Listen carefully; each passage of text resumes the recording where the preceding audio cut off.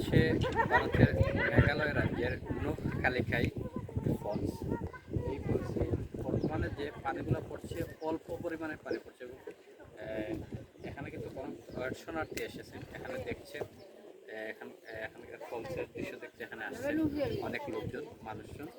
তো আমরা আজকে আমরা এর আগে আরও একটি জায়গায় ছিলাম শিলংয়ের একটি পাশে মানে চেরাপুঞ্জির যে পাশটা সে পাশটায় আমরা অতিক্রম করে এই পাহাড় অতিক্রম করে এখানে আসছি এই ফলসটা দেখতে।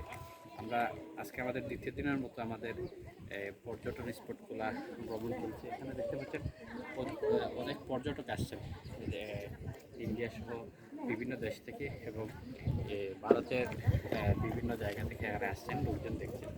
আমি যদি আরেকটু ভালো করে দেখানোর চেষ্টা করি, অল্প জায়গায় কিন্তু পানি পড়ছে, এখানে কিছু জায়গায় পানি পড়ছে আর বাকি পানিগুলা অলরেডি মানে বাষ্প হয়ে যাচ্ছে পড়ার আগেই আমরা যতটুকু দেখতে পাচ্ছি এখানে।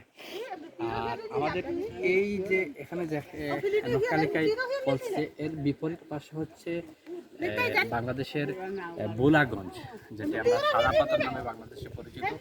সেই বোলাগঞ্জ এই নোককালিকাই পাহাড়ের আরেকটি পাহাড় পড়ে ওই দিকে পড়ছে আমাদের বাংলাদেশের বোলাগঞ্জ, যেটি সাদা পাথর নামে সবচেয়ে পরিচিত।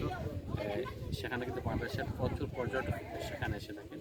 এই বোলাগঞ্জের যে এরিয়াটা উৎপত্তি সেটি এই নোককালিকাই ফলস থেকেই মূলত বোলাগঞ্জের সাদা পাথর উৎপত্তি। এখান থেকে কিন্তু পানিগুলা বোলাগঞ্জ হয়ে যায়। তো আমরা আজকে দ্বিতীয় দিনের মতো এখানে আসছি। আমরা পরবর্তীতে আরও একটি জায়গায় যাব, সেখানকার ভিডিওগুলো আমরা তোলার চেষ্টা করবো এবং দেখানোর চেষ্টা করবো আপনাদেরকে।